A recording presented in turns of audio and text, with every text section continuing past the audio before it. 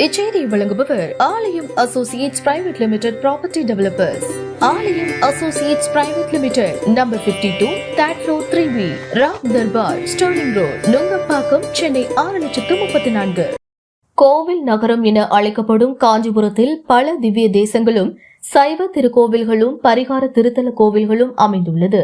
இதனை இந்து சமய அறநிலையத்துறை கட்டுப்பாட்டில் செயல் அலுவலர்களால் நிர்வகிக்கப்பட்டு வந்தது. இத்திருக்கோவிலில் கடந்த 2006ஆம் ஆண்டு அறங்காவலர் குழு அமைக்கப்பட்டு பதவிக்காலம் முடிந்த நிலையில் கடந்த 18 ஆண்டுகளாக இந்து சமய அறநிலையத்துறைக்கு அறங்காவலர் குழுக்கள் அமைக்க அறிவுறுத்தப்பட்டது.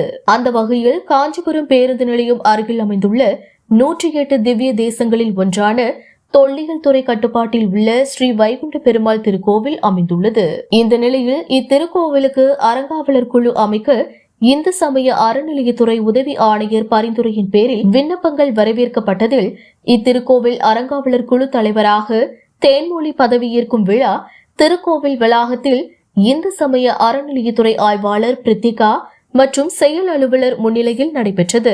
இதன்பின் அறங்காவலர் குழு உறுப்பினராக பூபாலன், சுதா, மயில்வாகனம், கலைவாணி ஆகியோரை நியமித்து பதவியேற்றனர்.